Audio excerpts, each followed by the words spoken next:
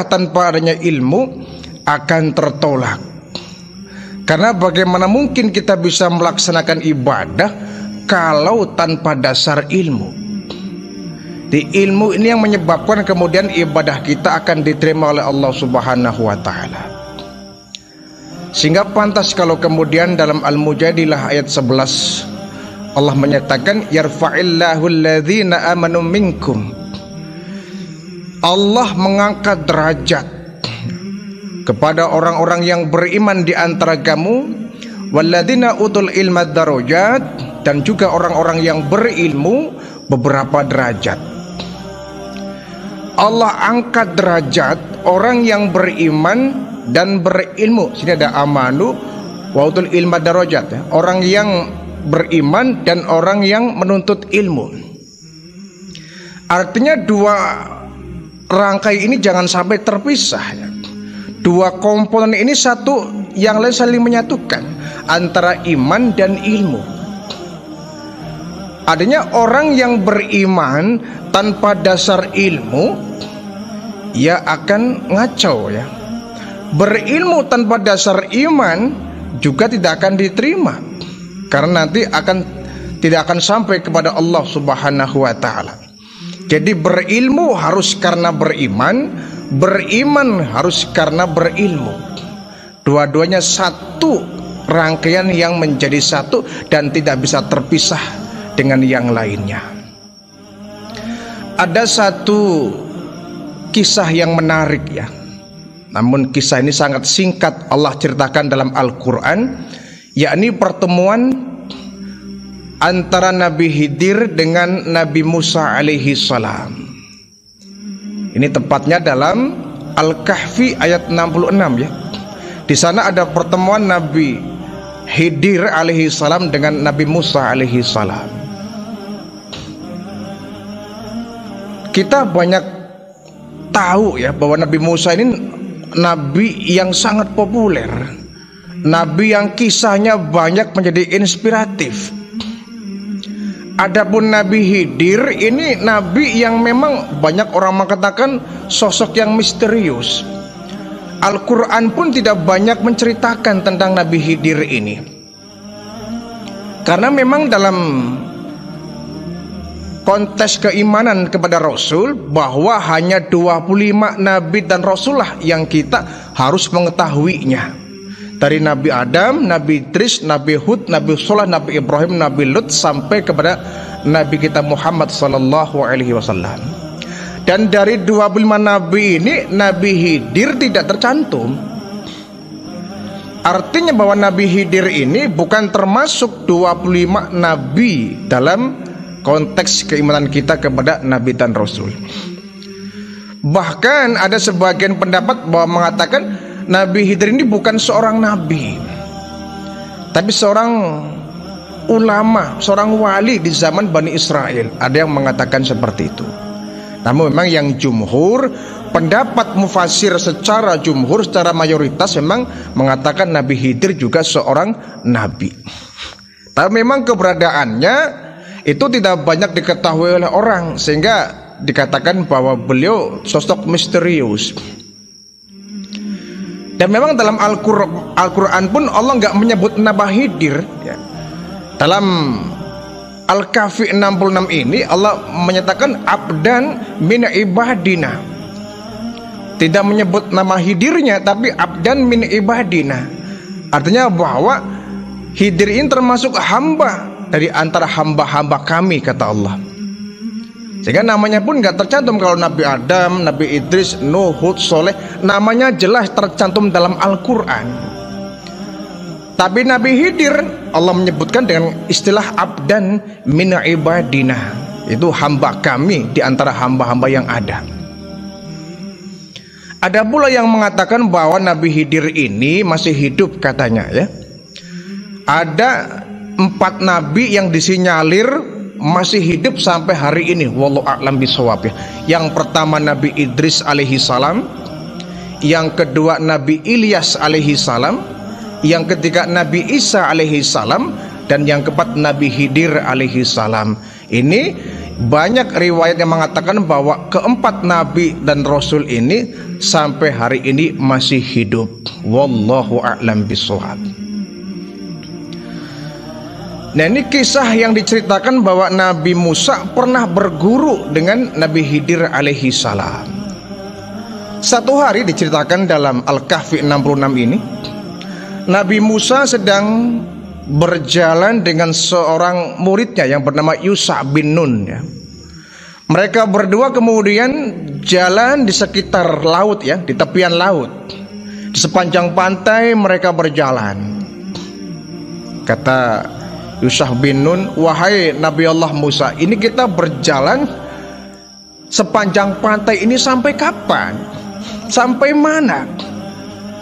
Kata Nabi Musa, pokoknya sebelum aku menemukan ada dua laut yang bertemu menjadi satu, saya tidak akan berhenti untuk mencari lautan itu. Nah, ini pun misterius ya. Banyak para pendapat dari mufasir ini bahwa yang dimaksud dua laut ini apa? Apakah laut Yordania? Apakah laut Mesir? Apakah laut? Jadi banyak yang menafsirkan beberapa pendapat ini. Kan dalam Al-Quran pun tidak tercantum secara jelas ya. Yang penting Nabi Musa mengatakan, saya nggak akan berhenti berkelana sampai aku menemukan ada laut yang bertemu menjadi satu. Akhirnya mereka berjalan terus ya. Sampai kemudian mereka merasakan letih. Nabi Musa dengan Yusha bin Nun ya, murid setianya. Akhirnya dua orang duduk ini sambil mencari naungan ya dari terik matahari. Ketika mereka berdua ini sedang duduk istirahat, tiba-tiba melihat sosok laki-laki di sisi pantai ya, sedang berdiri dengan pakaian yang jubah yang ser ke tanah ya, dengan jenggotnya yang panjang memutih. Nabi Musa langsung menebak dan menerka, segera tahu bahwa ini bukan sosok manusia biasa. Nabi Musa tahu persis ini Nabi Khidir ini. Ini Nabi Khidir ini. Karena Nabi Khidir ini identik dengan laut ya, selalu hadir di sekitar laut atau mungkin bahkan di tengah-tengah laut ya. Nah, ini Nabi Khidir ini pasti ini. Didekatilah oleh Nabi Musa alaihi salam. Wahai orang tua, Anda Khidir kan? Dijawab oleh Nabi, iya, saya Khidir, jujur ya, saya Khidir. Kamu siapa? Saya Musa. Oh Musa, iya. Ada apa kau? Kemudian Nabi Musa mengatakan, qala lahu Musa, hal attabi'uka? Bolehkah aku ikut denganmu wahai Khidir? An tu'allimani, supaya engkau mengajari aku beberapa ilmu. Wahai Khidir, Nabi Musa, bolehkah aku ikut denganmu kemanapun engkau pergi? Ala an tu'allimani, agar engkau mengajariku beberapa ilmu. Mimma ulim tarushda, ilmu-ilmu yang diajarkan kepadamu. Al-Kahfi ayat 66. Jadi Nabi Musa ini, walaupun ya beliau termasuk nabi yang sangat populer dan terkenal, bahkan Nabi Musa ini kan kita tahu dalam perjalanan Mi'raj, ketika Rasulullah mendapatkan wahyu bahwa kita akan diberikan yang namanya ibadah sholat 50 waktu, yang inisiatif memberikan masukan kepada baginda Rasul agar 50 waktu ini diringkas lebih ringkas lagi, Nabi Musa ya, yang meminta bahwa baginda Rasul untuk menghadap Allah kembali, meminta agar 50 waktu sholat ini supaya diringankan, jangan terlalu banyak. Yang pertama kali Nabi Musa ini satu-satunya nabi dan rasul yang berani untuk meminta kepada Rasulullah, coba Muhammad kau kembali kepada Allah, yang mintalah ya bahwa umatmu akan diberikan kewajiban sholat 50 waktu. Yakin Muhammad, umatmu nggak akan sanggup. Umatku saja ini Bani Israel yang kekar badannya, panjang umurnya, mereka nggak sanggup Muhammad kalau harus ibadah sholat sampai 50 waktu. Coba Muhammad kau kembali kepada Allah, siapa tahu Allah memberikan dispensasi, keringanan terhadap kewajiban sholat ini. Nah ini kalau kita telusuri asal muasalnya ya, kenapa sholat 5 waktu ini ada? Padahal dulu awalnya 50 waktu. Nabi Musa lah yang merasa bahwa 50 waktu sholat untuk kita nggak bakal sanggup, sehingga kemudian menjadilah sholat yang kita kerjakan 5 waktu itu atas dasar permintaan dari Nabi Musa alaihi salam.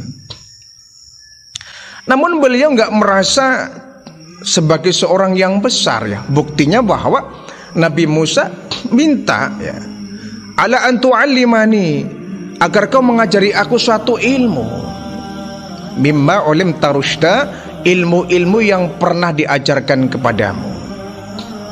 Di cara kita, wahai Khidir, aku pengen ikut dong kemana kamu pergi, dan supaya aku bisa menimba ilmu darimu. Apa-apa yang belum pernah aku ketahui, jikalau engkau tahu ilmu itu, sampaikan kepada aku. Kata Khidir, kala innaka lang tastati'a ma'iya sabra. Wahai Musa, boleh saja kau ikut denganku, berguru denganku, tapi firasatku mengatakan bahwa kamu gak akan mampu Musa. Feelingku mengatakan bahwa kau gak akan bersabar ikut denganku, karena aku tidak akan diam di satu tempat, tapi akan selalu mengelilingi bumi ini. Aku akan senantiasa berkelana, mengembara, mencari hikmah-hikmah yang Allah sembunyikan di alam jagat raya ini.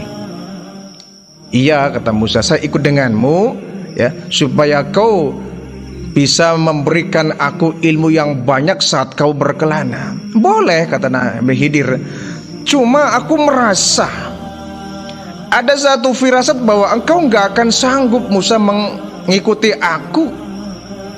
Khawatir kau nggak akan sabar bersamaku, karena nanti akan menemui berbagai macam peristiwa-peristiwa yang kita hadapi. Aku khawatir kau nggak akan sanggup menghadapinya. Nabi Musa kemudian nantang lagi, qala satajiduni insyaallah sabra, insyaallah sabira, bahwa insyaallah Khidir aku akan sabar kok. Satajiduni, kau akan mendapati aku insyaallahu sabira, termasuk orang-orang yang sabar. Insyaallah Khidir, aku akan sabar, aku akan tabah, aku akan ulet. Wala a'si laka amra, dan aku tidak akan banyak membantah deh, cara kita ya. Pokoknya apa yang kau ajarkan kepada aku akan siap menerima, mendengarkan, mengamalkan, dan tidak akan banyak membantah. La a'silaka amra, semua urusan yang engkau berikan kepadaku, ilmu yang engkau berikan kepadaku, tidak akan aku bantah. Ini jawaban dari Nabi Musa. Oh baik kalau begitu, kata Khidir ini. Boleh kalau begitu, kalau memang kau siap, tidak akan siap untuk sabar denganku, silakan saja kau ikut denganku. Baik, akhirnya Nabi Musa dengan Nabi Khidir berjalan terus di sepanjang tepian pantai ya. Ketika berjalan, tiba-tiba mereka berdua menemukan sebuah perahu yang sudah hampir rusak ya, bukan perahu baru, sudah tua ini perahu. Kemudian Nabi Khidir melihat perahu itu, langsung melubangi perahu itu. Dilubangilah perahu itu. Nabi Musa langsung kaget, loh ini kan perahu dibuat untuk mencari ikan di tengah lautan. Pikir dia, kok dilubangi, apa nggak bahaya? Akhirnya dia penasaran, bilang, wahai Khidir, kau mau lubangi perahu ini? Iya. Kenapa engkau lubangi? Ini kan perahu untuk mencari ikan di laut. Kalau kau lubangi ini perahu, pasti ketika digunakan untuk mencari ikan di laut akan bocor dan tenggelam, orangnya pun akan mati. Artinya tindakanmu Khidir sudah membahayakan orang lain. Kenapa engkau lakukan ini? Kata Nabi Musa. Nabi Khidir menjawab, tuh kan, aku sudah bilang kepada Musa, kau gak bakal sabar bersamaku. Kau tadi berjanji gak akan pernah membantah, gak akan pernah protes, gak akan pernah mengkritisi apa yang saya lakukan. Tuh baru satu kali kau menemui peristiwa, kau langsung comel, kau langsung protes. Iya Khidir, tapi ini kan berbahaya. Kau sama saja membunuh orang lain. Ayah Khidir, ya sudah, kalau kau nggak mau setuju dengan apa yang aku perbuat, kau boleh meninggalkan aku. Oh enggak Nabi. Baiklah, aku minta maaf ya. Kalau memang tadi saya protes kepadamu, aku minta maaf. Nah, lagi-lagi deh, kata Nabi Musa. Jalan lagi ya. Jalan lagi. Kemudian mereka berdua berjumpa dengan seorang anak. Lagi bermain-main ini anak ya, sendirian dia. Nabi Khidir tanpa pikir panjang lagi, langsung si anak ini dibunuh oleh Nabi Khidir. Dibunuh. Nabi Musa pun sempat kaget. Loh kok dibunuh? Ini Khidir kejam banget. Ada anak kecil yang tentu dia belum berdosa, kenapa dia bunuh? Kata Nabi Musa, wahai Khidir, apa lagi ini? Kenapa anak ini kau bunuh? Apa salah dan dosa anak ini? Kenapa engkau bunuh? Bukankah itu perbuatan yang sangat biadab, yang tercela, Allah benci? Bahkan mungkin Nabi Musa teringat ya, teringat bagaimana dulu beliau pernah membunuh Nabi Musa ini. Ya, peristiwa ketika masih muda belia, Nabi Musa ini kan membawa pergi dari istana Fir'aun ya, melarikan diri ke Mesir. Di tengah jalan Nabi Musa bertemu dengan dua orang ya, orang Bani Israel dengan orang Mesir sedang gulat ya, sedang berkelahi. Satu orang Mesir, satu orang Bani Israel. Berkelahi orang ini, kemudian dipisah oleh Nabi Musa. Tetapi ketika dipisah, mereka masih berantem terus, masih berkelahi. Akhirnya memperingati, Nabi Musa memukul orang Mesir ini. Dipukul oleh Nabi Musa. Dan hebat luar biasa, sekali pukul langsung mati ini orang Mesir ini. Itu peristiwa yang pertama Nabi Musa menghabisi nyawa orang. Nggak sengaja ya, nggak sengaja membunuh, hanya memperingati karena dilerai tidak mau. Akhirnya dipukul oleh Nabi Musa sampai jatuh dan meninggal dunia.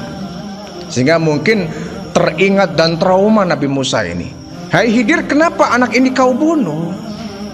Apa salah dan dosa anak ini sampai kau bunuh? Ini kan perbuatan yang sangat dilarang oleh Allah, perbuatan biadab. Nabi Khidir bilang gitu kan, kamu protes lagi kan? Aku sudah bilang kepada Musa, kau nggak bakal sanggup sabar ikut denganku. 2 kali kau protes ya. Aku sudah bilang ya, kau nggak bakal sabar menghadapi apa yang aku lakukan. Tuh terbukti 2 kali kamu protes. Nabi Musa tertunduk malu. Iya deh, saya minta maaf ya, saya minta maaf Khidir, jangan kau hukum saya. Baiklah, kalau saya protes lagi, saya rela untuk kamu tinggalkan. Baik kalau begitu. Nabi Musa dengan perasaan merasa bersalah ya, ikut lagi Nabi Khidir ya. Kemudian beberapa lama ikut Nabi Khidir, ini Nabi Musa melihat ya, di satu kampung mereka berdua ini Nabi Khidir dengan Nabi Musa, sampailah di satu kampung banyak warga di situ. Nabi Khidir kemudian minta minum ya, minta minum, minta makan, minta jamuan kepada orang yang ada di kampung itu. Cuma entah kenapa semua orang yang ditemui Nabi Khidir dan Nabi Musa di kampung itu untuk minta minum, minta makan, minta jamuan, tidak ada yang ngasih. Kemudian Nabi Khidir menemukan ada sebuah rumah tua yang sudah hampir roboh ya, sudah miring temboknya itu. Sudah miring temboknya, hampir roboh. Kemudian Nabi Khidir menegakkan kembali dinding itu ya, dicengkal menggunakan kayu, ditegakkan kembali oleh Nabi Khidir sehingga rumah yang tua yang mau roboh itu tegak berdiri kembali. Kata Nabi Musa, "Hai Khidir, apa yang kau lakukan? Kau kenapa enggak minta bayaran kepada yang punya rumah ini? Ya. Kau apa manfaatnya mendirikan rumah yang sudah tua, mau hancur ini, mau roboh ini? Kenapa kau perbaiki? Dan kalau kau mau, kau bisa minta kok ya upah bayaran dari yang apa kau lakukan ini." Nabi kemudian ngerik lagi, "Wahai Musa, kau janji ya, sekali lagi kau protes, sekali kau protes kembali, kita akan berpisah." Baiklah, pulang kali ini sudah suratan bagi kita ya. Oke lah, kita berpisah. Saya nggak akan lagi ngikutin kamu Khidir. Hanya saja saya ingin tahu, kau yang pertama tadi melubangi perahu sampai perahunya bocor. Yang kedua, kau membunuh anak yang belum punya dosa dan salah. Dan yang ketiga, ngapain juga kau menegakkan rumah yang sudah mau roboh sehingga berdiri kembali? Tolong jelaskan semua itu Khidir. Kemudian Nabi Khidir menjawab, "Wahai Musa, kau ingin tahu?" Iya. Yang pertama, kenapa aku melubangi perahu ini? Iya. Ini perahu digunakan oleh orang-orang yang tidak punya. Ini perahu milik orang miskin yang tiap hari dipakai untuk mencari nafkah. Mencari ikan di laut, mencari kerang, mencari apa yang ada di laut. Ini punya orang miskin. Nah, di ujung sana ada orang-orang kaya yang zolim, para penguasa-penguasa yang suka merampok hasil buruan dari para nelayan di sini. Di ujung laut sana ada orang kaya yang zolim, orang jahat yang suka merampok hasil dari tangkapan orang-orang miskin ini. Kalau ini perahu nggak saya lubangi, si nelayan ini akan menyeberangi lautan ini sampai di ujung sana, dia akan celaka. Kalau aku lubangi ini perahu sehingga perahu ini tenggelam, maka yang punya perahu ini nggak akan sampai di sana. Dia kan nggak jadi berlayar. Kalau jadi berlayar sampai di ujung sana, dia akan mendapatkan ancaman nyawa. Bukan cuma ancaman harta, bahkan ancaman nyawa. Oh begitu, kata Nabi Musa. Ya aku kan nggak tahu. Ya makanya kau kalau nggak tahu mending diam, kata Khidir. Lalu yang kedua, kau membunuh anak. Apa tujuannya? Nah, kau lihat aku membunuh anak itu karena anak ini nanti besarnya akan menyeret orang tuanya kepada lembah kesyirikan. Ini anak nanti ketika dewasa akan membawa sang orang tuanya kepada kesyirikan. Jadi kan berbahaya. Daripada anak ini nanti akan membawa orang tuanya ke neraka, anak ini menyebabkan orang tuanya murtad, masuk keluar dari agama yang dari Allah, maka lebih baik ini anak saya bunuh. Sehingga dengan anak ini dibunuh, orang tuanya akan selamat. Selamat dari ancaman neraka. Dan aku bermohon kepada Allah, ya Allah, saat ini anak saya bunuh, minta ya Allah agar engkau menggantinya dengan anak yang soleh. Jadi Nabi Khidir ini ketika anak ini dibunuh, mati, dia berdoa kepada Allah, ya Allah, gantilah anak ini untuk kedua orang tuanya dengan anak yang soleh. Jadi ada solusinya, bukan cuma dibunuh-bunuh saja. Setelah dibunuh, Nabi Khidir bermohon, ya Allah, ganti anak ini untuk orang tuanya dengan anak yang soleh. Oh begitu, iya, kata Nabi Khidir. Lah yang ketiga, kau menegakkan rumah yang hampir roboh, dindingnya miring hampir jatuh, kau tegakkan kembali. Maksudnya apa itu? Nah, kau ingin tahu bahwa yang punya rumah itu adalah anak yatim. Anak yatim, anak yatim. Orang tuanya dulu orang tua yang soleh si anak ini. Ini anak lahir dari kedua orang tua yang soleh, ahli ibadah, hamba-hamba Allah yang soleh. Dan di dalam rumah ini ada harta yang bisa menunjang kehidupan sang anak ini. Kalau roboh, hancur, kemudian terbuka ruangan ini, maka orang akan melihat bahwa di dalamnya tuh ada harta, bisa dirampas ini. Tapi kalau rumah ini biarpun berdiri ya, roboh tapi sudah berdiri kembali, sudah tua, orang nggak bakal nyangka bahwa di dalamnya akan ada harta benda yang milik orang tuanya untuk sang anak ini. Minimal sampai anak ini dewasa, orang tuanya berharap agar harta ini bisa sampai kepada anak yang sudah dewasa ini, sampai kepada anak kelak menjadi dewasa, sehingga harta yang ada dalam rumah itu bisa dimanfaatkan. Oh begitu, iya. Baiklah, Khidir, terima kasih atas pembelajarannya ya. Sampai jumpa kembali, mungkin saatnya kita berpisah. Dan itu janji saya, kalau sampai saya protes lagi, saya banyak bicara, saya banyak mengkritisi, saya siap untuk kita berpisah. Tapi saya bersyukur, berterima kasih, kau telah memberiku ilmu-ilmu yang belum pernah aku ketahui. Ini hebat Nabi Musa ini. Akhirnya Nabi Musa dengan Nabi Khidir berpisah. Ini sosok Nabi Musa yang sangat rendah hati ya. Dan dari kisah yang singkat ini kita bisa mengambil beberapa hikmah dan pelajaran. Pertama, kita jangan pernah malu menimba ilmu dari orang lain. Contohlah Nabi Musa alaihissalam. Nabi Musa itu kan nabi rasul pilihan ya. Di antara sekian banyak pilihan, Nabi Musa itu nabi pilihan, rasul pilihan. Bahkan beliau nabi yang pernah dialog langsung dengan Allah, sehingga disebut Musa kalamullah ya. Nabi Musa nabi yang pernah berdialog langsung, berbicara langsung dengan Allah Subhanahu wa taala. Tinggi derajatnya.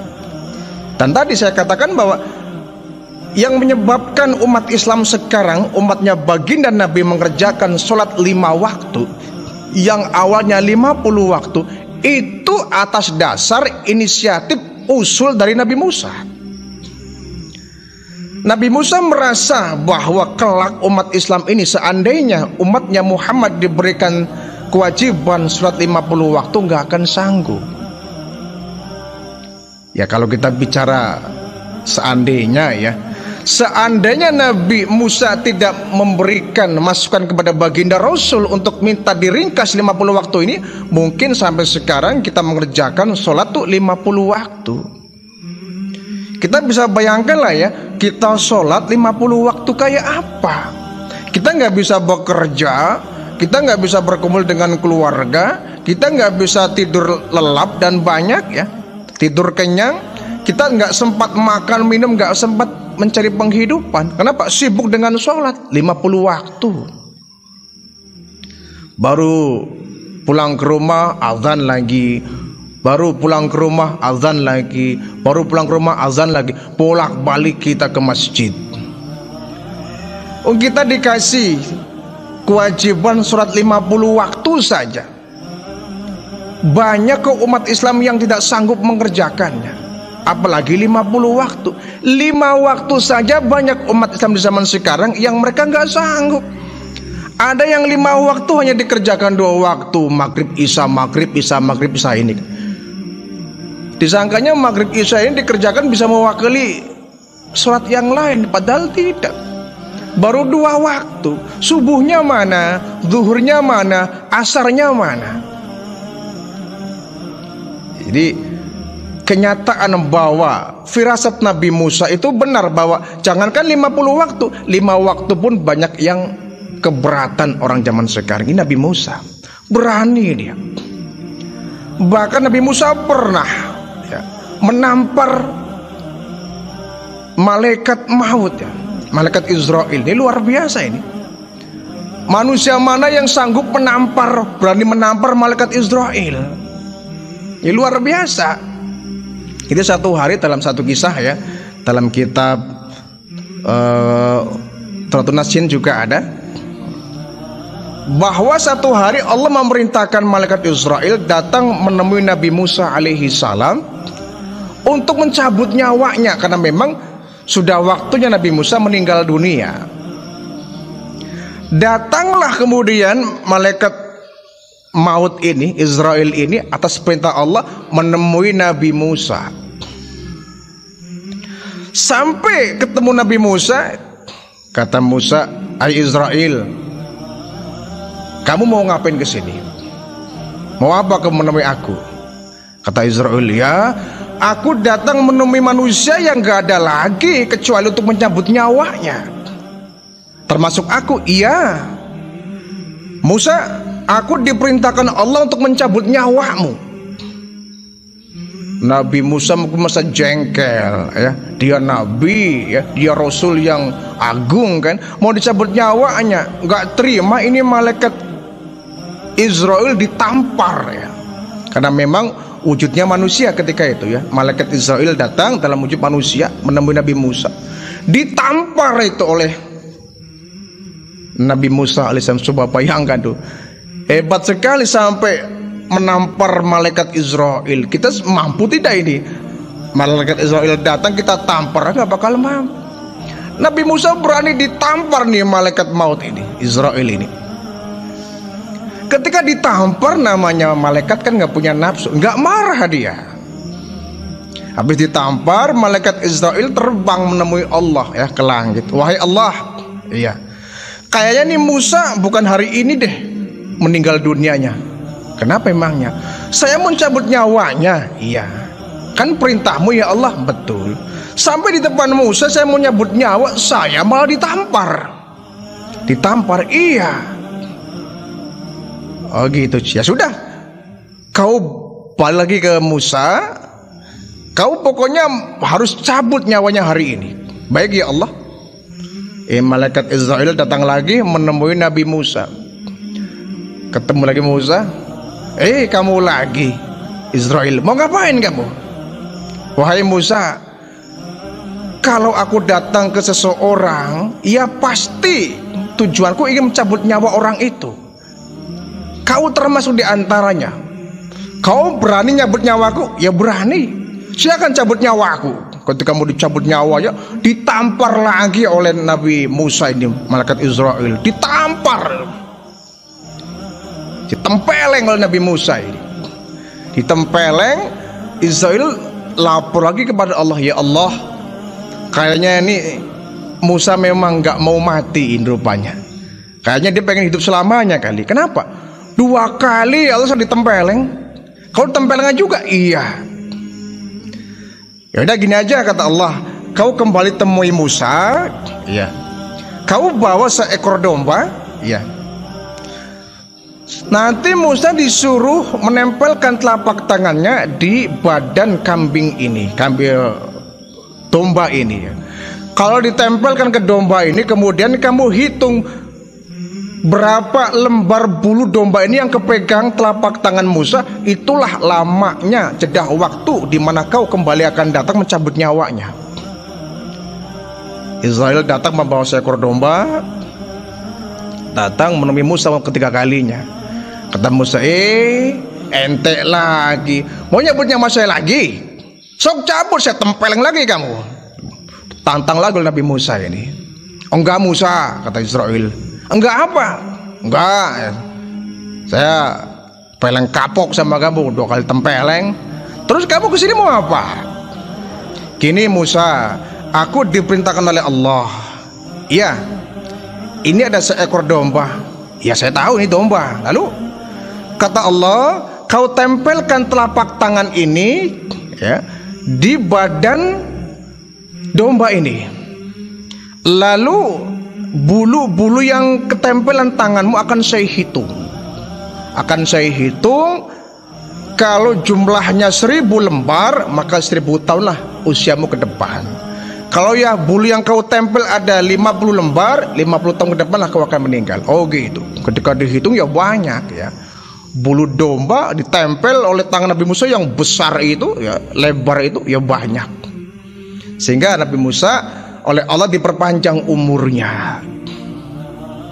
Nih luar Nabi Musa luar biasa, nampar malaikat Israel. Kita pura-pura nampar, ketemu aja sampai terkencing-kencing kita ya. Tapi Nabi Musa segitu agungnya luar biasa. Beliau nggak sombong, merendahkan diri. Ketemu Khidir minta diajarkan ilmu. Padahal mungkin makomnya lebih tinggi Nabi Musa ya. Beliau termasuk nabi pilihan dari 25 nabi. Adapun Khidir nggak termasuk.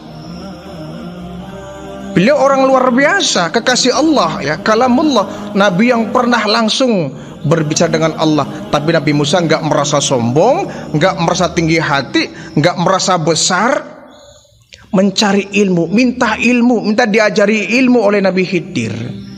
Ini kan artinya sebuah pelajaran bagi kita ya. Walaupun kita sudah profesor, doktor, jangan pernah kita tinggi hati ya, merasa besar kepala, merasa sudah ilmunya udah banyak, nggak mau belajar lagi, berhenti belajar, apalagi belajar kepada orang yang mungkin lebih muda dari dia. Saya kan profesor, saya kan dokter, ngapain saya dengerin ceramah anak muda? Nah, ini harusnya saya yang profesor, yang ilmunya banyak, yang memberikan pencerahan kepada masyarakat. Ya, ini namanya profesor besar kepala ini ya. Merasa gengsi, dia sudah profesor, sudah dokter, nggak mau dengar ceramah orang yang mungkin ilmunya di bawah dia. Nah, ini namanya orang sombong.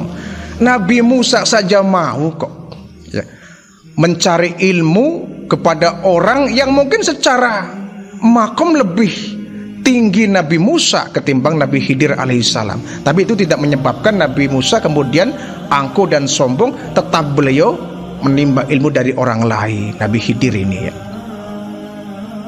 Yang kedua, hikmah yang bisa kita ambil bahwa yang namanya orang belajar itu memang harus sabar ya. Nabi Musa ya kita tahulah, beliau itu orangnya kan ya suka sedikit-sedikit protes ya, sedikit-sedikit minta klarifikasi seperti Nabi ketika dapat wahyu itu ya. Sehingga sedikit ada yang ngeganjel di pikiran dan di matanya langsung diprotes ya. Termasuk ketika Nabi Khidir melubangi perahu, Nabi Khidir membunuh anak ya. Yang ini di dalam benak Nabi Musa ini perbuatan gak benar gitu. Ya. Perbuatan yang gak baik. Sehingga wajar ya. Wajar Nabi Musa kalau kemudian memprotes, karena itu dalam benak dia itu pekerjaan yang tidak baik. Itu perbuatan yang durhaka, membunuh anak, mencelakakan orang ya. Sehingga kalau kemudian Nabi Musa memprotes, itu yang nggak salah juga, karena dalam standar pemikiran dia itu memang perbuatan tidak baik. Artinya apa? Kita harus bersabar, kita berguru kepada orang ya. Jangan langsung kita memprotes kepada guru-guru kita ya. Kenapa? Maklumlah di zaman sekarang ini ya, zaman teknologi yang semakin canggih, memang seorang guru harus lebih tinggi ilmunya daripada siswanya. Kalau gurunya gaptek, nggak kenal teknologi, sementara anak-anak kita zaman sekarang itu kan sudah kayaknya itu dengan gurunya lebih pintar dia.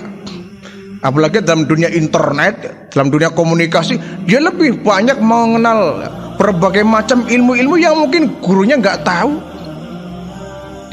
Sehingga akhirnya apa? Siswanya ngajarin gurunya. Ya, siswa bikin aplikasi ini, bikin aplikasi itu ya. Sementara gurunya nggak mampu ke sana. Ini guru harus mengimbangi ini. Di zaman teknologi yang canggih ini, guru jangan kalah dengan siswa. Jangan sampai kita justru diperbudak oleh siswa. Kita digurui oleh siswa yang kita. Inilah perlunya seorang guru untuk terus menimba ilmu.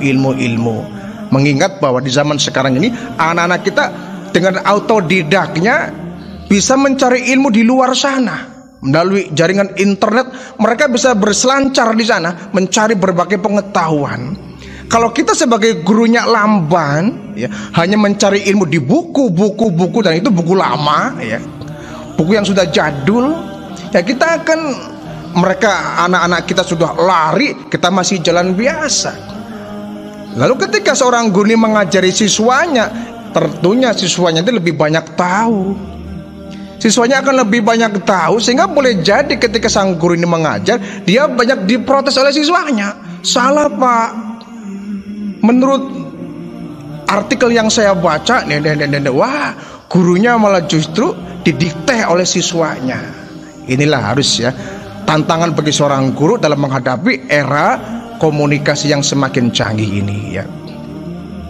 Dan yang ketiga, kisah dari Nabi Musa, Nabi Khidir ini bisa kita ambil bahwa kita jangan mudah memvonis, ya, suatu perkara yang memang kita belum tahu.